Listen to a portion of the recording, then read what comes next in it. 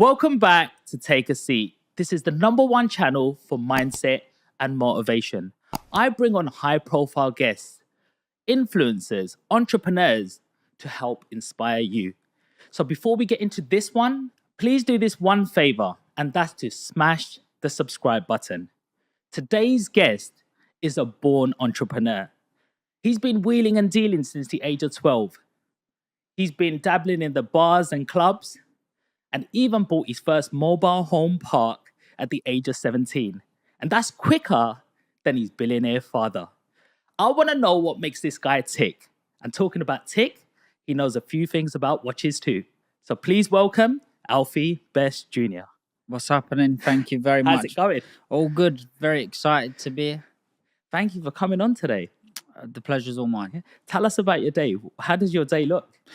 Well, I don't know. Not too good today, to be honest with you. I don't think everything's gone my way, but it's always getting up 9 o'clock in the morning, straight out on the door and try and make as much money as possible. Just hard work and persistence is my recipe for success. So I have to do it. I'm not much good at anything else apart from being very determined and persistent. Nice. So what do you do on them bad days?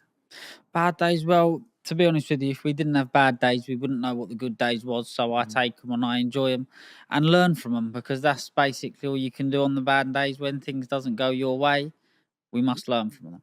That's the times that we learn and we push ourselves forward for the next time. Usually, 9 times out of 10, usually when you have a bad day, you take out experience from that bad day and you use that experience to make your good day.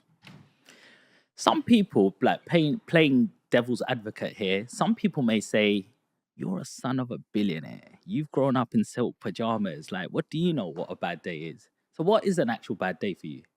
Well, a bad day is when things don't go my way, and what happens in my business, because yeah, I'm a billionaire's son, but that's a billionaire's son. That doesn't make me a billionaire. But I am a millionaire in my own right from what I've worked for and achieved. And did I use all the contacts and all the tools that I had around me, what has been inherited from my father? Yes, I did.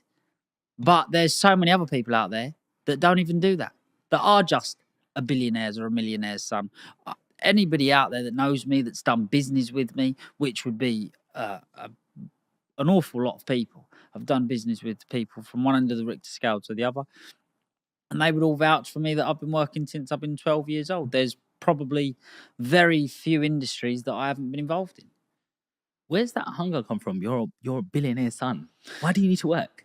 I wouldn't say that it was so much a hunger. It's just more of the upbringing that I had, that that's what we done. The men get up and they go to work and try to provide as best life as possible for our families.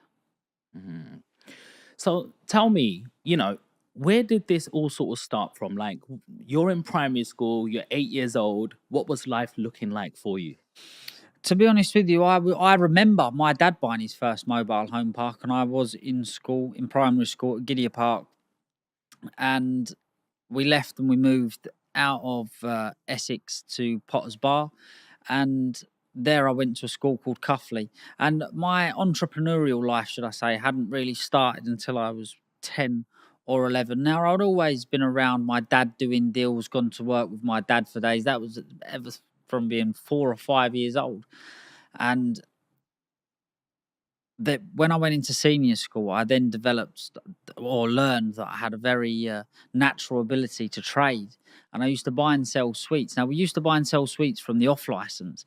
And then I went to work with my granddad one day and found a cash and carry. So I was then, because I wasn't the first person to think of the idea of selling sweets in school.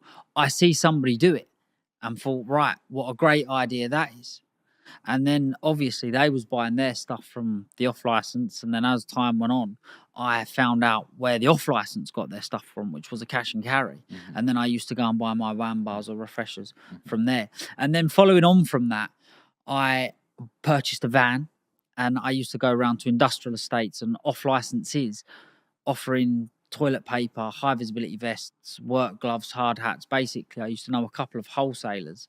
How I got into it was my grandfather used to do it. So I used to know a couple of wholesalers that I used to go to and buy this and offer it. And some people used to buy it because they would like to see a young person do well. Some people would turn their nose up and think, why ain't this kid in school?